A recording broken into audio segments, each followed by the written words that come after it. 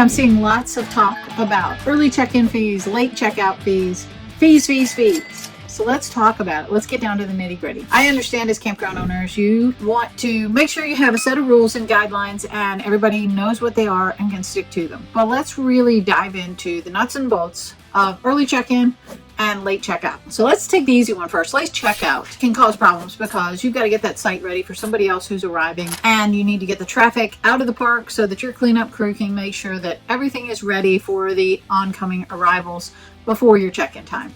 So I completely get late checkout, but let's talk about some alternatives. If someone asks for a late checkout, first, let's look at your occupancy of the park. Do you have someone else coming in for that site? If you do, it's a no-brainer. They've got to go. You've got to tell them that someone else is coming in, but you can't accommodate that request for a late checkout. But let's see, do you have any other sites available that they could move to if they wanted to spend another day with you? Or are they just trying to push the bounds and see how far they can go and sleep in a little? If that's possible, you can offer a late checkout limited. Maybe they've got to be out by 1 o'clock or by noon if you can accommodate the request. And yes, you should charge a fee for that if you'd like. Now, if there is no one coming into that site, I definitely think you ought to have a late checkout option. And you can charge for that if you'd like. It depends. If you have somebody who's a loyal guest, maybe you don't want to charge for it. And I think that's up to you. Your cost really is simply the electric they're consuming, which honestly, that is not going to be that much in regards to how much it will cost you if they have a great experience at your park and tell others about. But I do understand setting a precedence for that can be harmful if you really do need to get that person out. So just like a hotel would, if they can accommodate your request, they're going to let you stay in that room. If they can't, they will tell you that.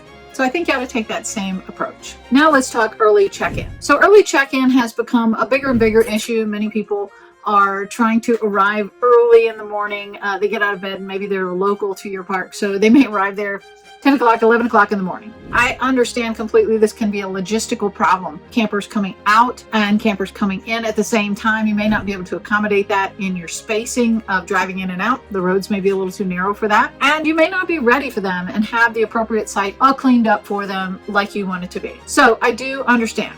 However, let's talk about noon. I think noon is a magical time. Yes, your check-in time may be set for 1 o'clock, 2 o'clock. 3 o'clock honestly is pretty late. I would suggest that you set your checkout time at between 1 and 2.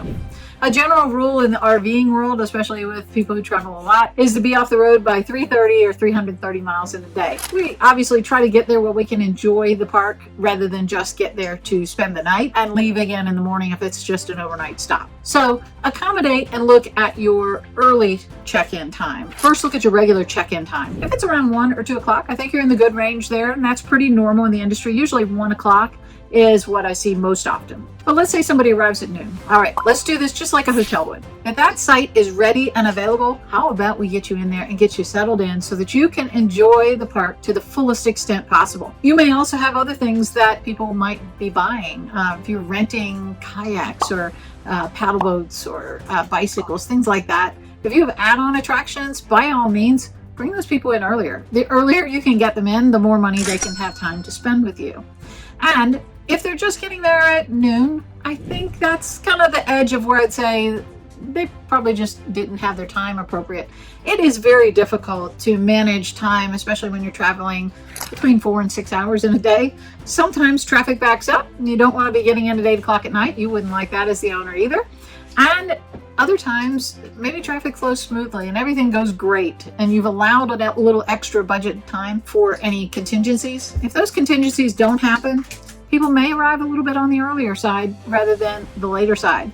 So just like you don't charge people to arrive at 4 o'clock instead of 2 o'clock or 1 o'clock, I would suggest you let them in. Give them the best experience. Remember that experience is what's going to generate a return, visits to your park, and great reviews. So accommodate what you can on that.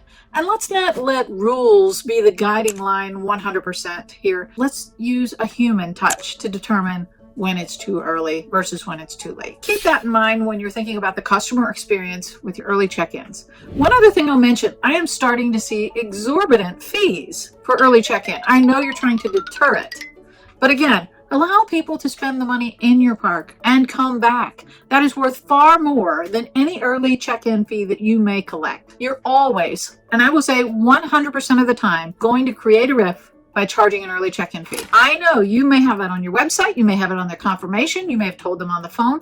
I get it. It's still a sticking point. So let's try to alleviate that.